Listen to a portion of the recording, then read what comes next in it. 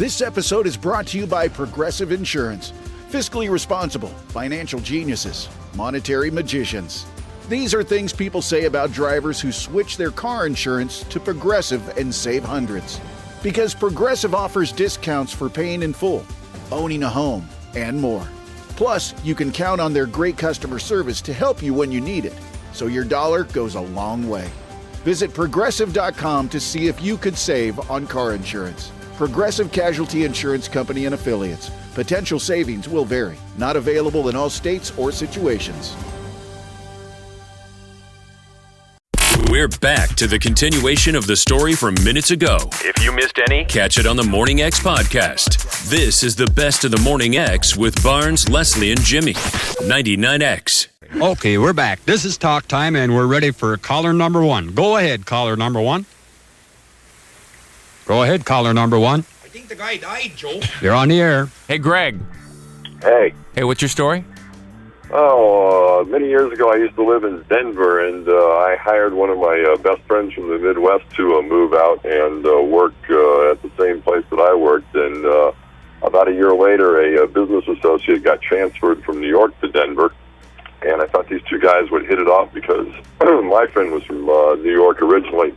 So I introduced them, and we started hanging out a lot together. And one night we're sitting in a bar talking, and it turns out these guys have the same birthday. But not only do they have the same birthday, they were born within 5 minutes of each other in the same hospital in New York City. What are the chances of that? Jeez.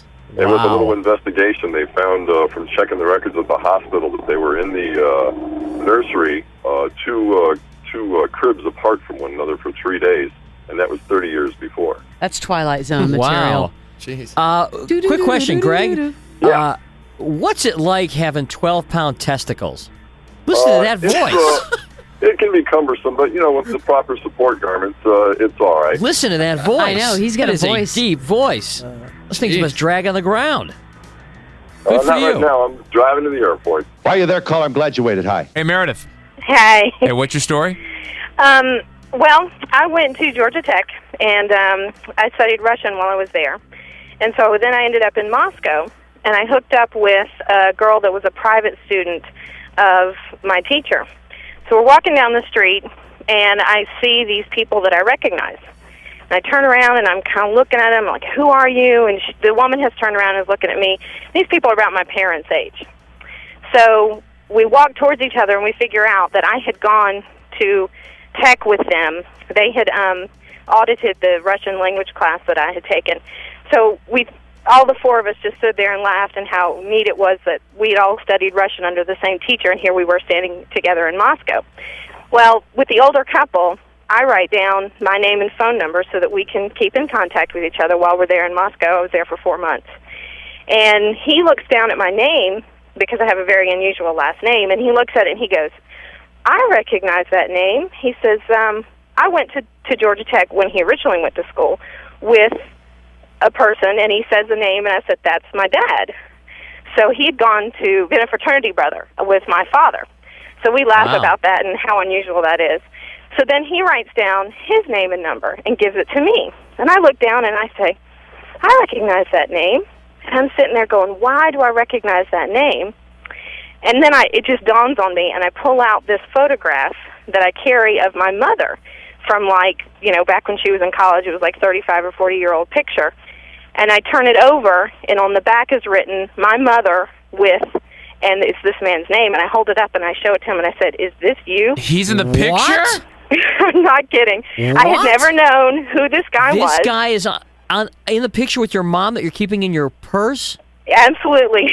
It was just a really cute picture of my mother, and I had, the guy wasn't that important. It wasn't like, Mom had ever dated him or anything, but it was just a good picture of my mother, so I'd carried it around, and Mama was very good about writing people's names on the back of photographs.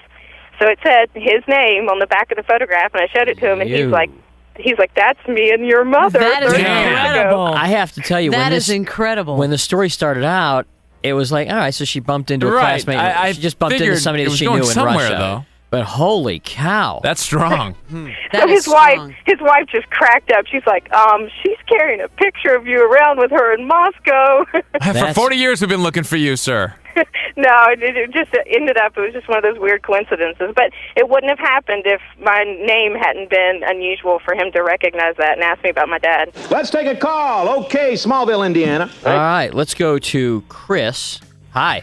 Hey, I got married originally in 1987. I was in the Marine Corps out in California, and my first wife worked at a department store.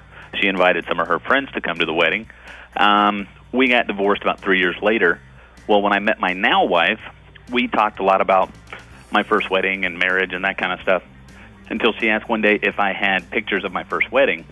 The first picture I pull out, my now wife is in it. God, in the background? How does that happen? She's trying to catch the bouquet. Oh, my God. Wait a minute. Wow. Your now wife was trying to catch the bouquet from your first wedding? Yes. And was she just a guest? And the great part about the story is my now wife says I was such a jackass back then. Wow. She really did not want my first wife to marry me. Oh, so she was friends with the first wife. Correct. But you didn't know her? No. Well, hang on a minute, though. But she knew you, so when you first met, well, how long after you had met was this? Yeah, when did you meet her? Discovery. I met her in the end of 91, right when I got out of the Marine Corps. You didn't meet her at the wedding? No. But she knew who you were. Yeah, I had met her like once before at the department store, like when I went to pick my then girlfriend, first wife up, something like that, and it's like, oh, this is Chris, my fiance, whatever. And I was kind of a jackass, I guess. And she's like, he's just kind of rude and really cocky. I don't think he's a very nice guy. But when you later hooked, like where did you meet your second wife again? I met my second wife. I met her through a friend that I worked with. We were all at a party, and she introduced us. But we both looked totally different. At the time in '87, I was mullet man. 20 years old. Oh no, I was in the Marine Corps, so I had very short hair. Oh, okay. Wearing a flat top. She didn't remember you? Hickamo flat top. So she didn't. She didn't remember him from that wedding. We talked a lot about the wedding, and she goes, I went to a wedding at March Air Force Base once too, and we talked. And when I said, well, at the reception they threw me in the pool, she goes, that must be a military thing to do. She goes, because they did that at this wedding that I went to. I wonder if when your second wife, when she realized who you were, that jerk from years ago, I wonder if in any way that made her rethink how she felt about you, because now she's, oh, wait, but that guy was a big jerk. It's really funny, and I am. I do act a lot different now, but we both look totally different looking at the pictures, and neither one of us made the connection until, like I said, that very first picture we pulled out, and, it was really freaky. It's like one of those things that we look at, and it's like, wow. Random. Thanks a lot. The best of the morning X 99X. What's up, guys? David Pollack here, former Georgia Bulldog, former analyst with College Game Day, and host of my new show, See Ball, Get Ball. I'm a defensive lineman. That's why that's the name. You see the ball, you go get it. We're going to dive deep into college football. We're going to break down film. We'll have bold takes, real conversations with the biggest names in the sport every single week. If you eat, sleep, and breathe college football like I do, man, I promise you, See Ball, Get Ball is for you. So do me a favor. Follow and listen on your favorite platform.